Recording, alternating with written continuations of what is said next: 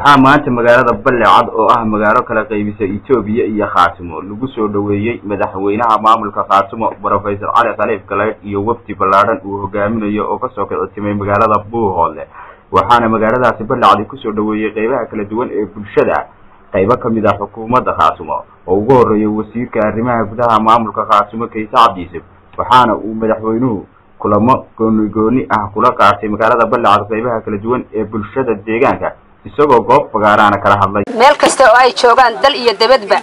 waa maalinta aan ku soo dhaweynay deegaanka Balcad Professor Ali Khaliif Galayd magac miskiin laga ma ahe Ali Khaliif Galayd waa madaxweynaha Khaatimo State of Somalia waa madaxweynaha aan aad u soo dhaweynayno Khaatimo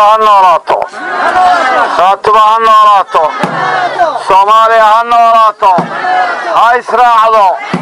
hamidoodo cadowgooda Allah jabiyo cadowgeeda Allah jabiyo wixii Soomaali nacab Allah jabiyo wixii jecel Allah guuleeyo madaxweyneenu ha jiro ha joogo ha guuleysto idinkuna guuleysta aad waxaan ugu mahadnaqayaa dhammaanba shacabka reer Balcad anigu u muddo tirin laakiin aan filayo sida la sheegay 2 bilood inay ka yarayn oo u diyaar ah madaxweynahooda inay kol u soo dhaweeyaan waxaan dadweynaha sharafta leh iyo madaxda sharafta leh ka codsanayaa inaynu faataxada u marno qofkii ama dadkii ku geeriyooday qadiyadan intii lagu jiray mujaahidiintii naftooda iyo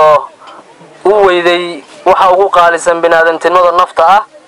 inaynu faataxada u marno in Ilaahay naxariistii janno ka waraabiyo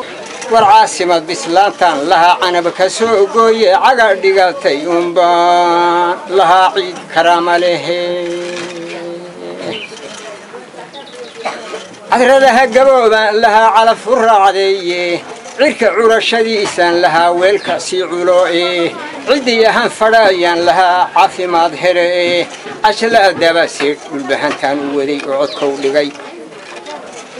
adayada talixbaan laha calan hasaareen waxaan rabaa runtii Kayse iyo intii kale ee hawshan ka shaqeynaysay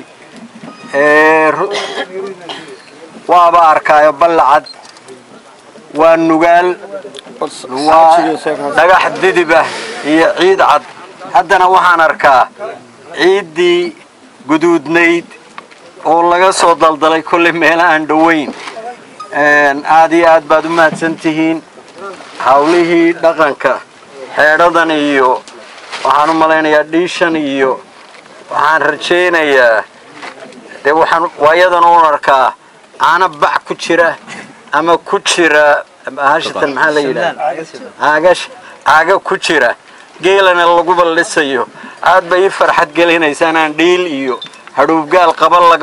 laga sameeyay isku soo warduugo safarkan madaxweynaha ayaa ku soo beegmaya xilli guud ahaanba uu deegaanka ku marayo safarro kala duwan hase ahaatee safarkan Balcad ayaan ahayn markii ugu horeysay u yimaado